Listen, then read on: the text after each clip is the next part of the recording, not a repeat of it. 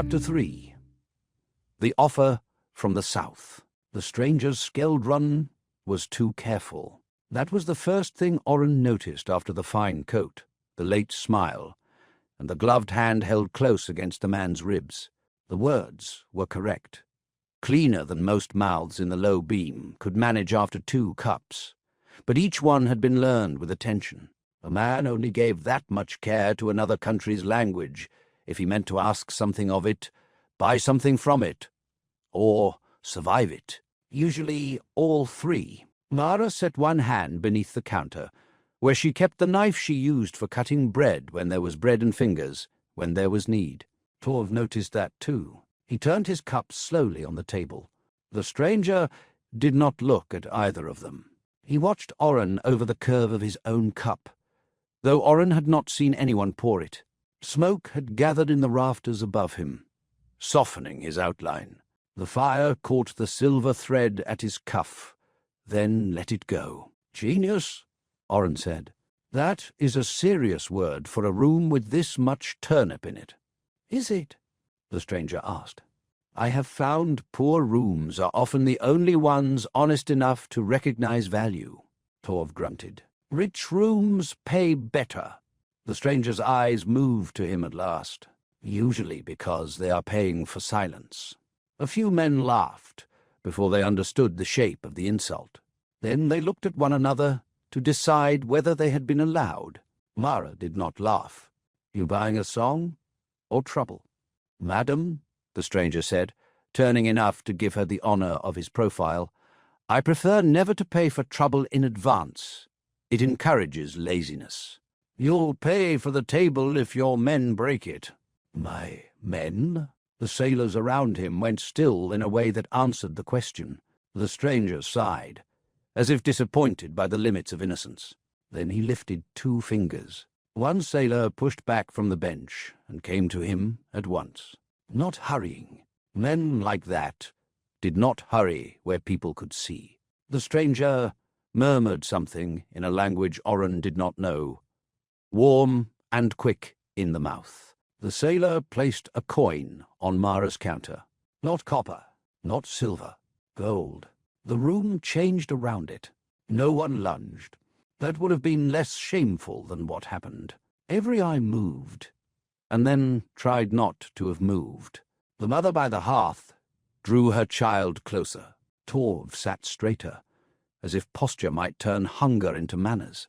Mara stared at the coin for one breath too long before she covered it with her palm.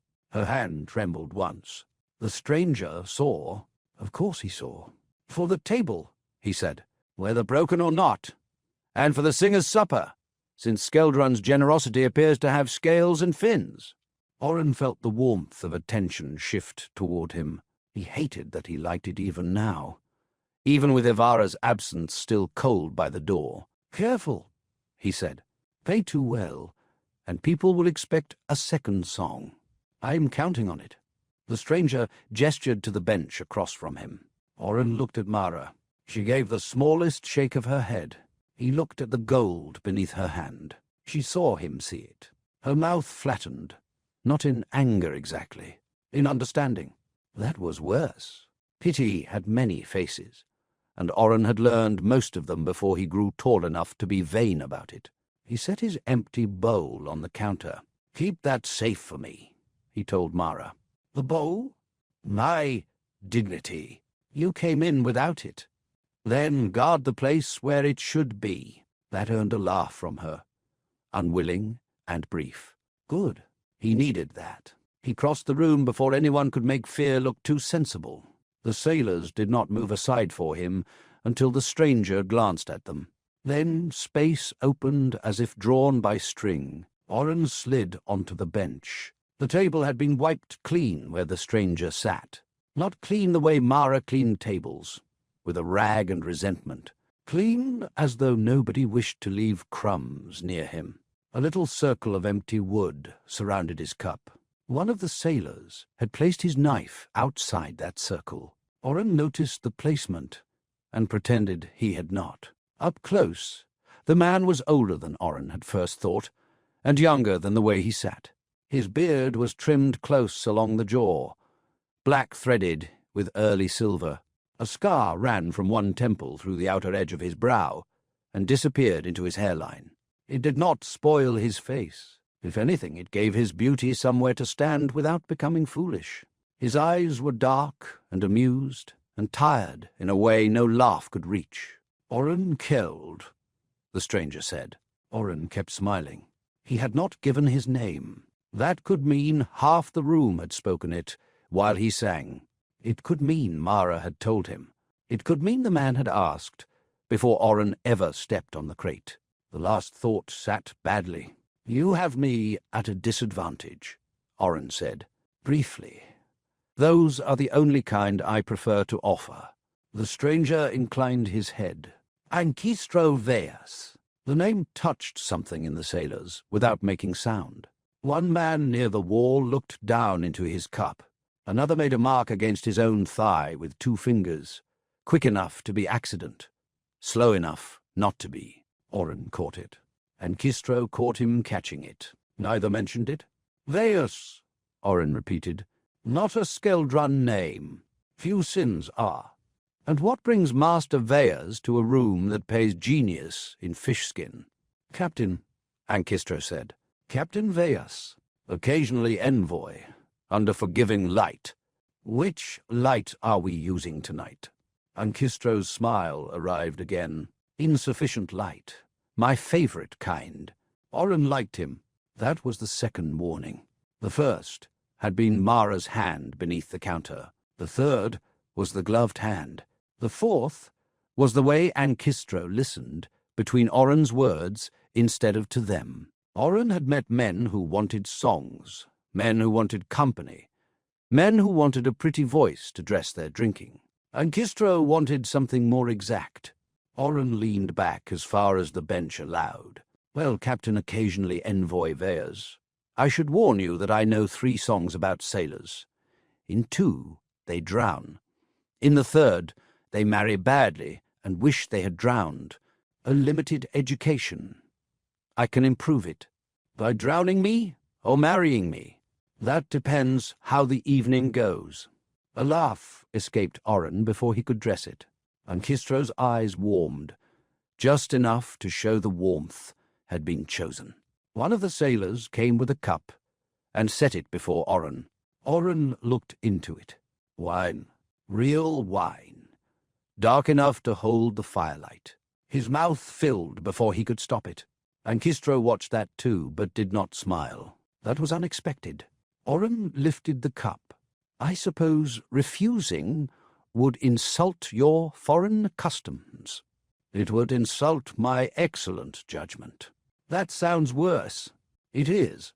The first sip nearly undid him. He had tasted wine before. Skeldron had weddings, funerals, and men who came back from trade with bottles they talked about for months and opened only when they had an audience. But this was not sour berry wine, stretched through 3 winters. This was sun held in a cup until it turned dark and learned patience. He swallowed too quickly and felt it all the way down. Ankistro looked away while he did. Courtesy, or cruelty disguised as courtesy. Orren put the cup down. "You are trying to make me like you. My boy, if I were trying, you would be halfway in love and fully in debt. Then, this is your restrained self. My most tiresome quality. Modesty? Accuracy." Orren smiled, because the room expected him to smile, because Ankistro expected him to know when a game had begun, because if he stopped smiling, he might look at the wine again like a starving man. "What do you want?" A dangerous opening question. It saves time. "Time," Ankistro said, "is precisely why I am here." He turned his cup once. The gloved hand did not move. His bare hand had long fingers, elegant and scarred at the knuckles. Not a scholar's hand, not only a captain's either. "I sail with morning tide," Ankistro said. "The channels are worsening. Your ice has developed ambition. Our ice has always had ambition. It only recently found employment. A pity. It complicates trade. We try to be troublesome. Keeps visitors humble. Then Skeldron has enjoyed great success. Orren laughed again, quieter this time. Beyond Ankistro's shoulder, the room had tried to return to itself and failed. Conversations had resumed in low pieces, but every few breaths someone looked toward the corner. Gold had entered the low beam, gold and southern wine, and a man whose coat cost more than the roof patch over Ivara's bed. Ivara. Her absence stepped between the words. Orren reached for the wine and stopped himself. You mentioned morning tide. I did. And time. Yes. And genius. With restraint. I'm beginning to hear a shape, and disliking how much I like it. Ankistro's eyes narrowed with amusement. Good. I dislike stupid men, and I distrust men who pretend not to hear opportunity knocking because they enjoy the romance of a locked door. Orren's smile thinned. Locked doors. He thought of Ivara looking toward the tavern window. Her scarf pulled high, her no first quick, then soft, the way she had refused his offer to walk her back before he could even put warmth around it. What opportunity! Ankistro sat back. The sailors nearest them suddenly found reasons to speak more loudly, to laugh, to scrape cups, to make a wall of ordinary sound. A practiced thing. Orren's skin prickled. There is a court in Camarath, Ankistro said, where men do not water stew and call it Providence. Orren said nothing. Where was Camarath in his head? South, certainly. Past the hard channels. Past the grey coast. Past the stories sailors told when they wanted Skeldron girls to believe there were places where fruit grew without glass and fires burned for beauty rather than survival. A city of brass markets and high walls, sand-coloured towers, water carried in channels like wealth, made liquid. He had sung 3 songs about it, all written by men who had likely never seen it. Court of Hamed Kadir, Ankistro continued. A man with more rooms than any one body can properly haunt. He collects voices the way lesser princes collect horses. Singers, reciters, law chanters, mourning women from the eastern marsh. One dreadful boy who plays a reed pipe as if murdering geese by the dozen. You would improve the set considerably. Orren stared at him. The room shrank. Not because of magic, not because of song. Because a life had opened somewhere, and cold air was rushing out of this one. Camarath. Court. Rooms with fire enough not to count the wood. Tables where bowls came full, because fullness was ordinary. A place where a cracked 6-string could be replaced before a song went unwritten. A place where men might listen without asking first whether the singer would take payment in hooks. He saw himself there too quickly. That was shameful.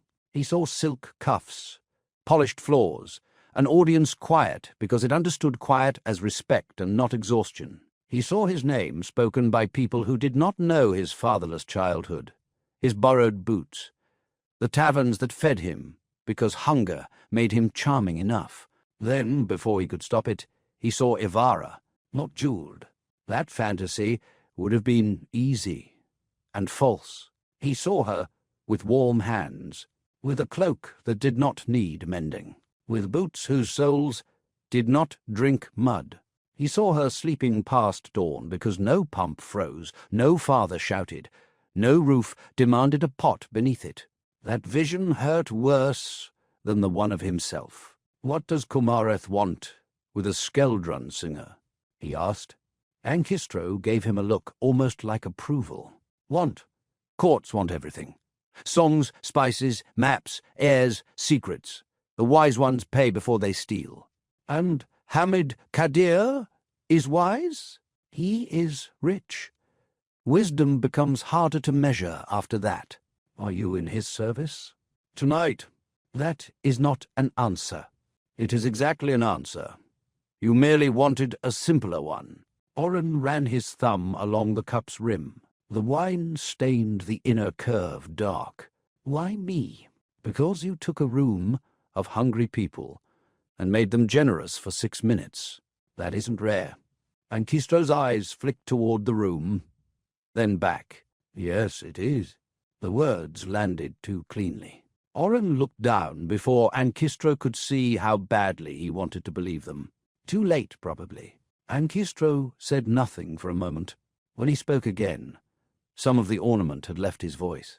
I've crossed 6 ports this season. In 3, men were singing because they were paid. In 1, because they were drunk. In 1, because someone had died and silence would have admitted it. Here you sang because the room required heat and had none to spare. Orren swallowed. It was a tavern song. It was a survival skill wearing tavern clothes. You make everything sound expensive. Most things are. Someone is only hiding the bill. Orren should have joked. He could feel where the joke belonged. Something about Mara and her ledgers. Something about Torv owing the entire Western Sea for unpaid ale. The line waited in him, polished and useless. Instead he said, "How long?" Ankistro's smile returned, softer at the edges.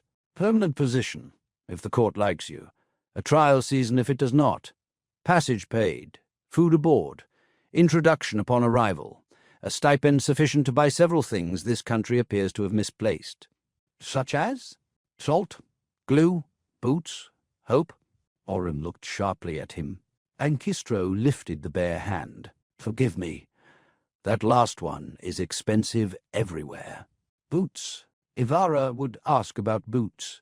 The thought came so clearly that for a moment she might as well have been sitting beside him, dry-eyed and unimpressed. "Does it come with boots, Orren?" He looked toward the door. Ankistro followed the look. "Ah," he said. "Do not. I had not yet. You were preparing too." "I prepare for many things.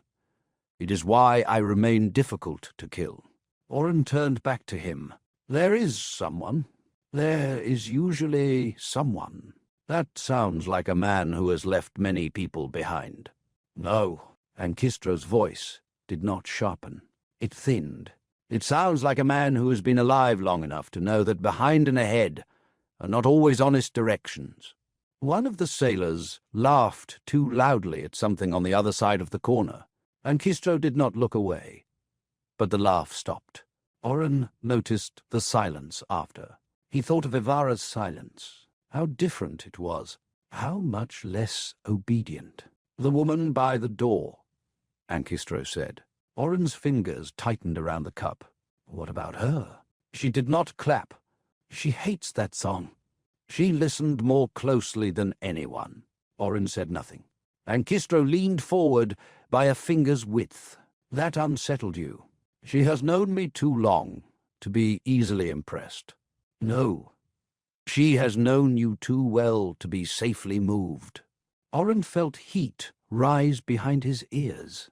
The room leaned in his memory, the way it always did, the way Ivara had not, or had, and hated it, her fingers on the basket handle, her eyes catching him, before he could hum the thread that would make her stay. Had he almost done that? Yes, he drank the wine, so he would not have to answer a question no one had asked aloud. Ankistro watched the swallow. "Does she love you?" Orren laughed. "It came out wrong. You are bold for a man whose table is surrounded by knives." "Knives rarely object to accuracy." "I object." "Of course. You are the one in love." The word sat between them. Love. In songs it rang. In the low beam it looked foolish in fine clothes. Men near them pretended harder not to listen. Orren set the cup down. "Yes," he said. "A man should have been able to say more. Yes, she loves me. Yes, I love her. Yes, we have a future, though it has no coin in its pockets and no dry roof to put over its head. Yes, she looks at me as if she hears the parts of the song I wrote badly. Yes, when she says no, I think the room has gone out. Yes, I would leave this dying place if she came. Yes, I might leave even if she did not, and that thought is a rat in the wall of me." He said only yes, and Ankistro accepted it as if the missing words had been included. And would she come? Orren picked at a splinter in the table. It had lifted near his thumb, pale wood under old stain. "I have not asked." "But you know the first answer." "I know she has a father." "Ah." The sound was small, polite. It made Orren look up. Ankistro's expression had not changed much, but something had passed behind the eyes. Recognition, perhaps, or distaste, or a door opening in a house Orren was not meant to enter. "Fathers," Ankistro said, "are often the first men to mistake possession for protection." Orren did not like how true that sounded. He liked less that Ankistro had said it. "You know nothing of him." "I know he did not come to hear you sing." "He does not like songs." "Men who dislike songs usually dislike being unable to command what they do to a room." Orren smiled faintly, despite himself. "You speak like a man who has been thrown out of many houses. A lesser man is thrown out. I depart before architecture becomes emotional." "There it is." "What?" "The sort of line a man says when he wants me to ask about his past." Ankistro's smile showed teeth. "And will you?" "No." "Good. I would have had to lie." Orren laughed again, real this time. That was how Ankistro did it, he realized. Not with gold, not with wine, not even with the offer. He let danger sit on the table plainly enough to be honest, then made it charming that neither of them picked it up. A man could be robbed that way, and thank the knife for its manners. "Morning tide," Orren said. "Yes, so soon." "The sea does not wait for lovers. A character flaw. But there it is. And if I say no, then Skeldron keeps its genius. Skeldron will doubtless feed it, clothe it, house it, and apologize for every year it failed to recognize what stood singing on a crate." The words were too sharp. Orren looked away. At the hearth, the boy under the table had woken fully. His mother tore a piece of something from her own bowl and gave it to him. He ate without chewing first, then remembered and slowed down because she was watching. She smiled at him. Her own spoon stayed clean in her lap. Orren's throat tightened. Ankistro did not soften the next line. "Or," he said, "you come south." South. The word warmed itself in Orren's mind. You sing before men who can pay you in more than gratitude and spoiled fish. You send coin back if guilt requires ceremony. You buy your mother, Mara, a roof that does not leak. She is not my mother. She fed you. So did half the village at one time or another.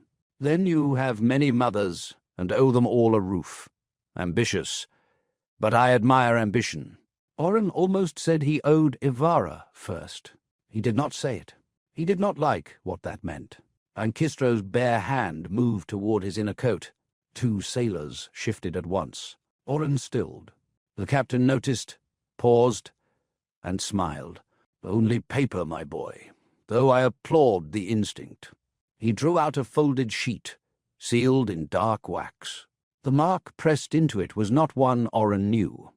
A narrow line curving through a circle, like a road bending through a coin, or a hook through the moon. No, not a hook. He looked away from that thought before it formed. Ankistro set the paper on the table between them. "I carry an introduction for a northern voice. Should I find one worth thawing? I expected some grey-bearded chapel singer with a moral spine and a tragic hat.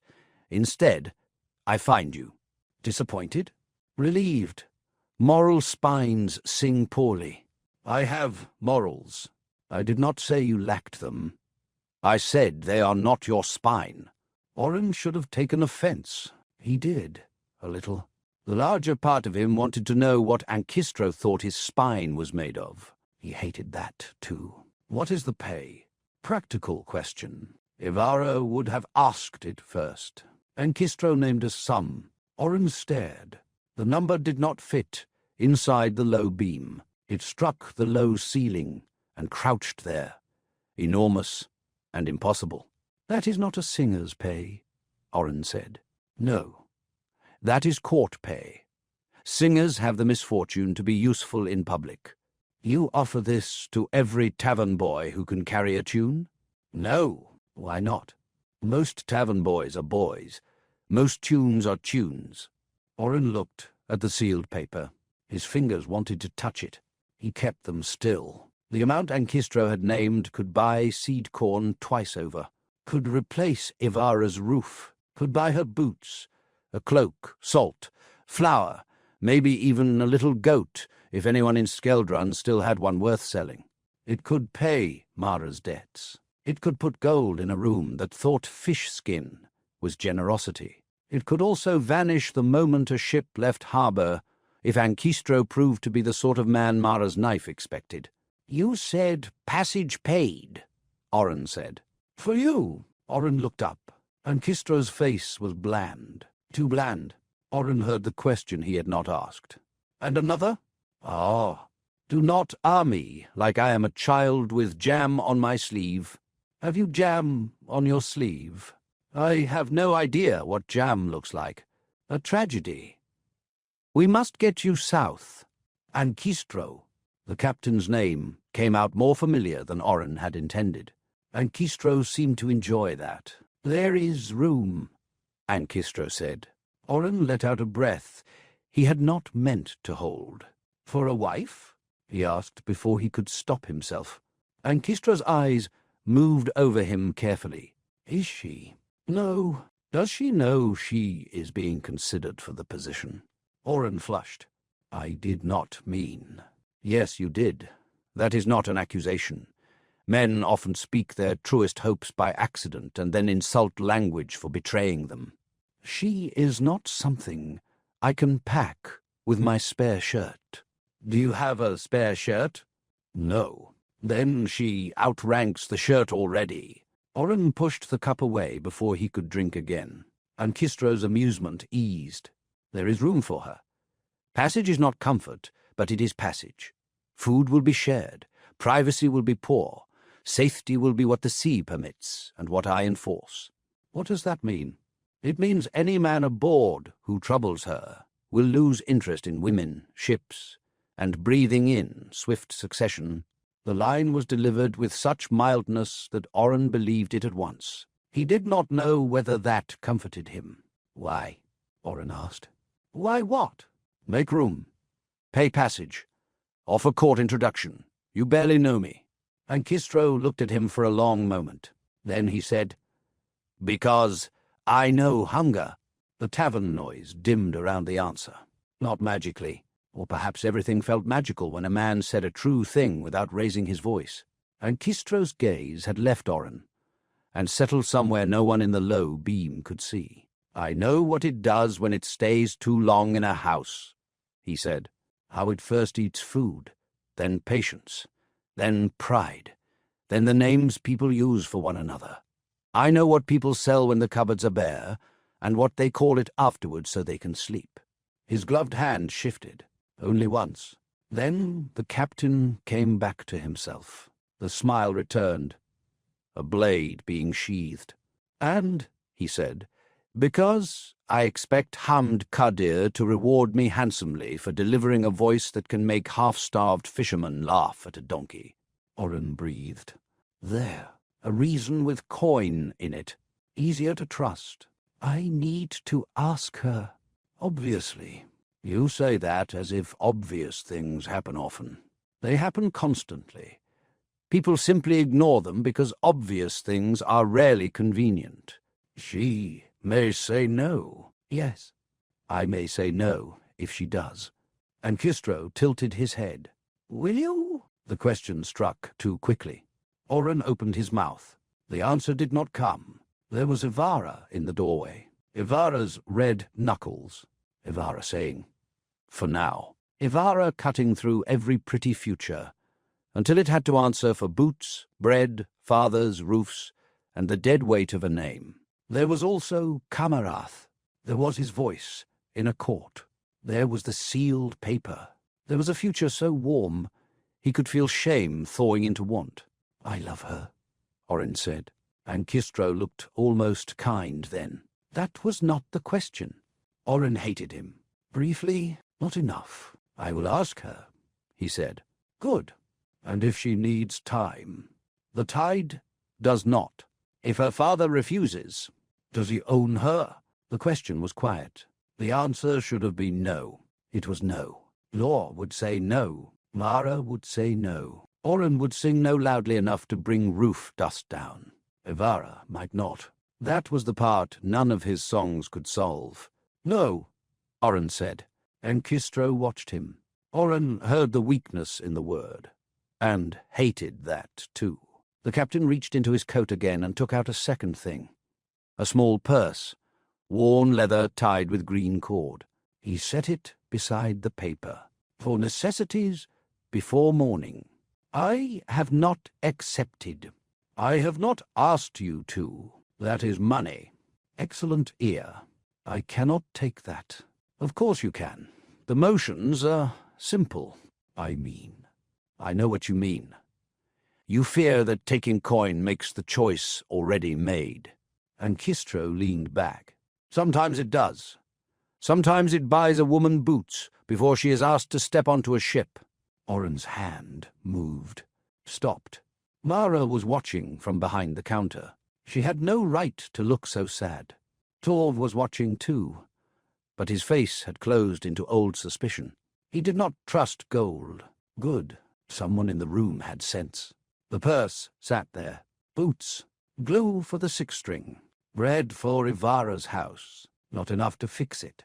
Enough to enter it and make everything worse if her father saw. Orren drew his hand back. No, he said. Ankistro's eyebrows rose. It felt good, that small surprise. Orren warmed himself on it. Not until I ask her. Pride? Maybe. Love? Maybe. Fear? Yes. Ankistro's smile changed. That, apparently, had been the right answer. He took back the purse without comment, but left the sealed paper on the table. What about that? Orren asked. The paper is not money. It is possibility. Men like you are allowed to touch possibility without shame. Men like me? Hungry ones with beautiful throats and foolish hearts. Careful. Compliment me too much, and I'll sing. That is the general design. Orren picked up the paper. The wax was cool under his thumb. Real. Heavy. He wanted to break the seal just to prove that there were words inside, and not some trick of southern light. He did not break it. When? He asked. The harbour bell before dawn. My ship lies at the third pier. What is she called? Ankistro's bare hand closed around his cup. For the first time all night, he seemed to consider lying and decide against it. The unfinished oath. The name did not settle cleanly. Orren looked at him. That is a poor name for safe passage. It is an honest name. Those are often worse. Usually. The sailors nearest them had gone quiet again. Not afraid this time. Or not only afraid. The name had weight among them. One man touched the table with 2 fingers. Another stared into his cup as if something might stare back. Orren tucked the sealed paper inside his vest. It was a small motion. It felt like stepping onto ice and hearing no crack yet. Ankistro rose. The whole corner breathed differently when he did. Sailors shifted. Benches scraped. Cups were finished or abandoned.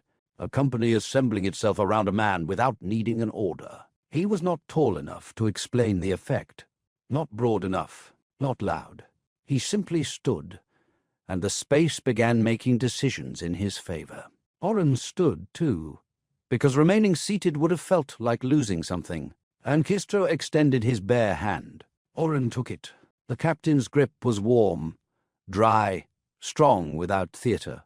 Ask her properly, Ankistro said. I had planned to. No. You had planned to sing until she heard the future the way you do. Orren's grip tightened. Ankistro did not react. Ask her, he said. Then listen to the answer. Orren let go first. That sounds like advice. Disgusting, I know. I will try not to repeat the offence. Do you always meddle in love stories? Ankistro's eyes flicked toward the door Evara had used, then back to Orren. No, he said. Only the ones already walking toward the sea. The words left a chill under Orren's ribs before he could decide what to say. Ankistro turned away. The room opened for him, not because anyone wanted to move, because no one wanted to be the thing that did not. His sailors followed in uneven order, one laughing again too loudly once they were near the door, another slapping Torv's shoulder as if they were friends. Torv bared 3 teeth at him, which in Skeldrun counted as restraint. Mara waited until the door shut behind them. Then she said, "No." Orren turned. "I have not told you the offer. I heard the sound of it." "The sound? Gold makes one." Torv lifted his cup. "So does drowning." "Thank you, Torv," Orren said. "Your faith in me is a lantern." "Lanterns go out." Mara came around the counter. The gold coin was gone, hidden somewhere sensible. She had her arms folded, which meant the knife was no longer in reach or no longer needed. What did he want? To take me south. Her face did not change enough. That meant she had guessed. "To sing," he added. "That what he said?" "Yes." "And you believed him?" Orren glanced toward the closed door. Rain tapped against it in quick, nervous fingers. "I believed he wanted me aboard." Mara's mouth pressed flat. "That is not the same thing, boy." "I know. Do you?" He did not answer. Torv muttered, "No one named a ship that unless the sea spat him out once and regretted it." Orren touched the place where the sealed paper rested against his chest. Mara saw. Oh, Orren. There it was again. Pity wearing his name. He could bear hunger. He could bear cold.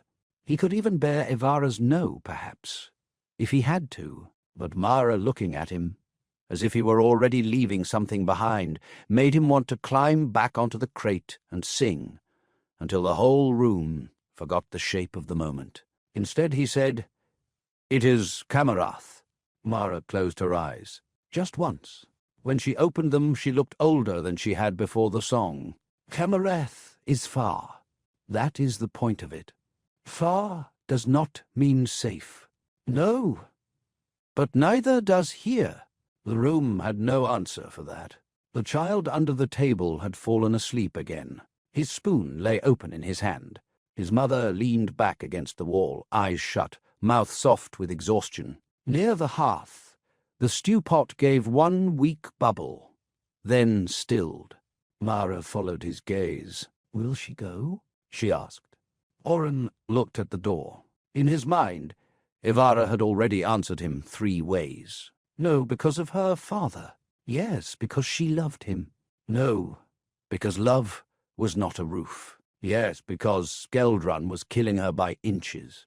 He did not know which answer belonged to her, and which belonged to his own wanting. "I'll ask," he said. Mara nodded slowly. "Then ask. Don't perform."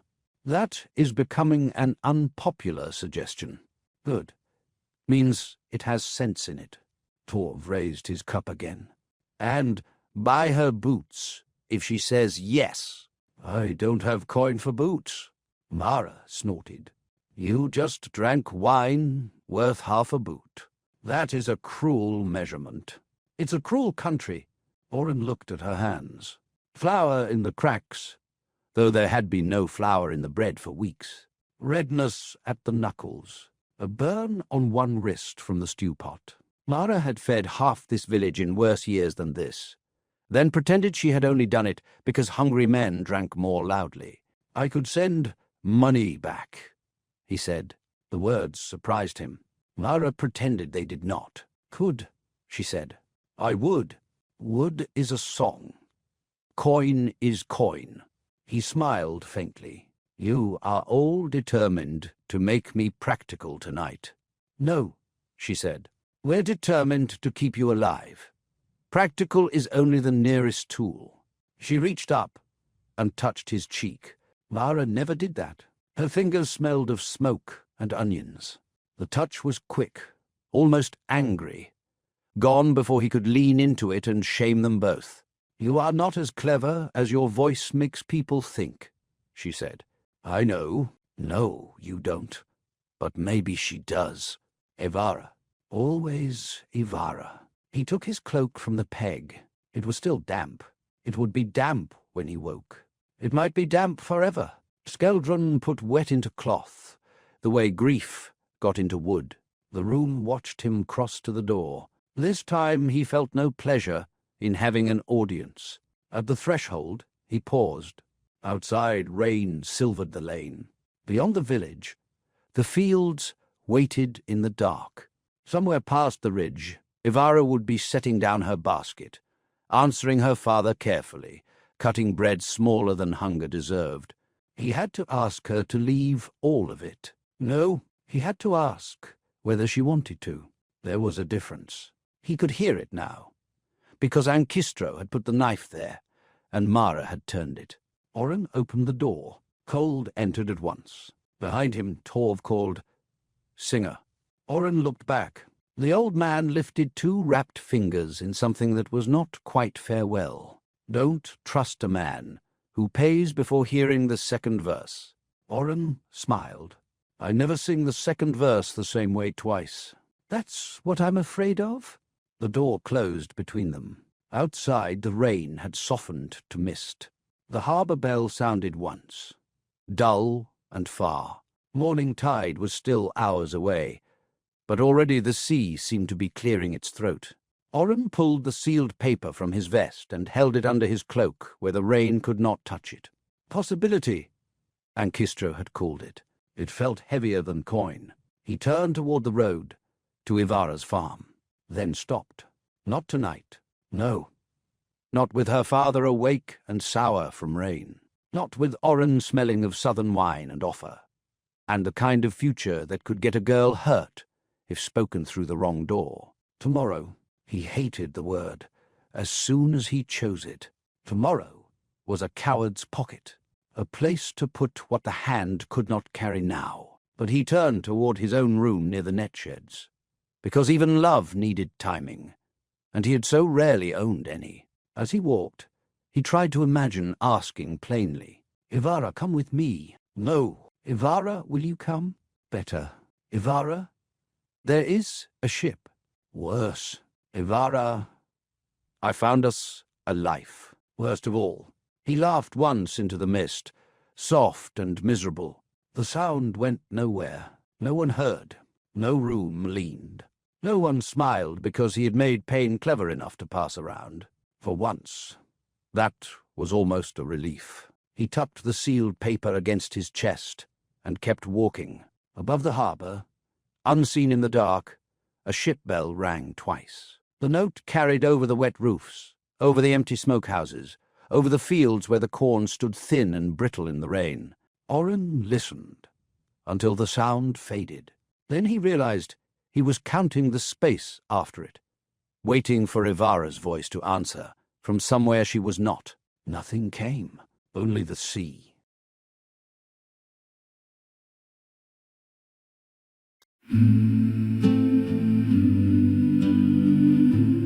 Rain on the sill, salt in the flame.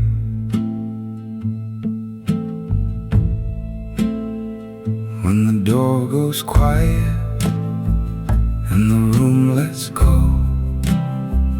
lay the last word gently where the dark runs slow. There is still a road under ash, under rain. There is still a voice trying not to break. Carry the song through the dark and the foam. Carry the name when the cold calls home. Leave one small light where the lost can remain. I will find you by listening. You will know me by name.